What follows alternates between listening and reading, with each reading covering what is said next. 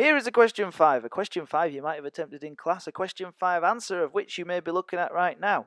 On the website here is where you can find all the information that you need in order to answer this question, including this exam guide of how to answer these types of questions. For the purposes of this little guide, we're going to use this plan. You would never have time to plan things in quite perhaps this much detail in your exam, but a plan's always a good idea. So let's delve in. Remember, you can pause, rewind whenever you need to, but I don't want to go on for too long, so I'm going to talk fairly fast. Here's why the plan looks like it does. You need a paragraph on support for the hypothesis and a paragraph that goes against the hypothesis before you get to a conclusion. Starting with evidence for the idea that the morale in Britain was high during the Second World War, you've got this picture of a postman continuing to deliver mail despite all the destruction around him.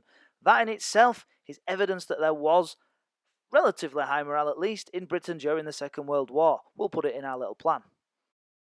Look, here it is in the plan. You can pause it if you want, anytime. Here's source E. Is there any evidence that morale was high in this source? No, there isn't, so we'll skip it and we'll move on. And so let's look at source F. Well, source F says, as long as there were men and women to continue production, the country's economic life could continue. Attendance at work remained surprisingly good, and specifically it says morale remained high.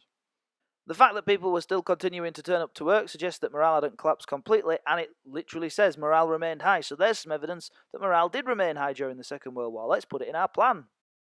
Here it is in our plan. But we better make a quick look back at the guide to make sure we've not missed anything. If we missed anything, oh God, we might miss something here because it says, make sure you use your own knowledge. Say what?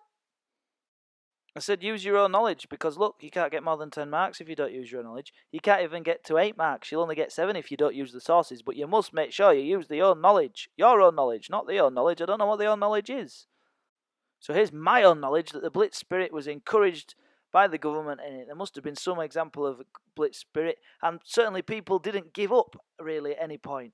So make sure you use your own knowledge, or this owl will hunt you down.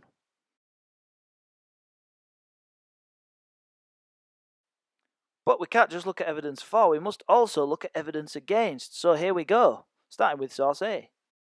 Source A does not have any evidence against the hypothesis, but the thing that I would bring up if I was an A-star student, I imagine you want to be, is that this is probably an example of government propaganda, because as we've said, the government wanted to encourage this idea of Blitz spirit.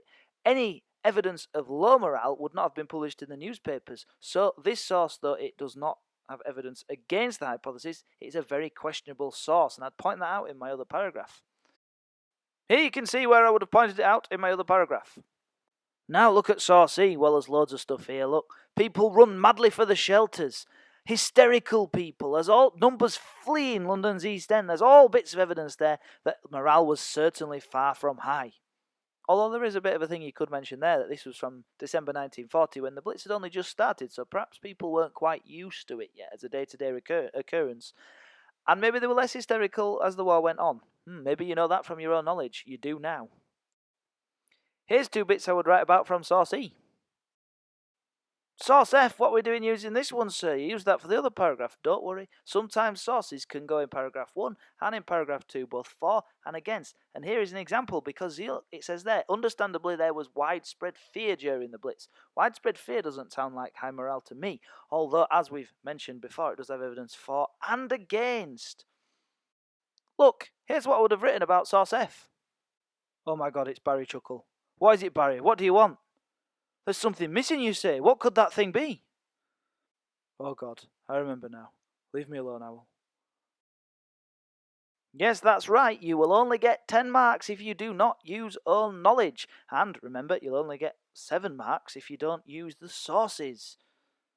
And you might be thinking, flipping it, look at the own knowledge that Sir's got here. Well, this is not out of my head. This is out of the textbook, so you've got access to it as well. This is why it's important to make very good notes in your class. This is A-star own knowledge. You can see there, 43,000 civilians have been killed. That does not help morale stay high. And so that goes against the argument. You've got other bits there. What I would recommend to you is you maybe get the textbook and have a look at the Blitz and see if you can get some facts, because if you've got bits like you could just see there on the screen, that's the sort of stuff that an A-star student might say. Specialist knowledge that makes the examiner go, ooh. But you also need a conclusion. Why? Let's have a look at the Marx scheme, where you have to have a sustained argument and evaluation, reviewing alternative views. Oh, look, for and against alternative views, before giving a balanced judgment. Ah, that sounds like a conclusion to me. A balanced judgment. Let's see if we can do one of those. But wait, there's more! If you want to get to the very top, you might take into consideration the strength of the sources when you come to your conclusion. Let's see what I would put. So using my own knowledge, I've decided it's depended on who you were, where you lived, and how terrible your experiences were. But looking at the sources, it also depends on which years you're considering, because the secret report in source E, this is me taking into account the strength of the evidence, is the strongest evidence. This was the information that the government didn't want the public to see because it was a secret report. It shows morale was certainly not high in the beginning of the war. And this is supported by source F. But source F and A show that the British carried on regardless, and though morale wasn't exactly high, it wasn't low either. That's the sort of thing I might have written in my conclusion. I hope this was all useful for you, and don't forget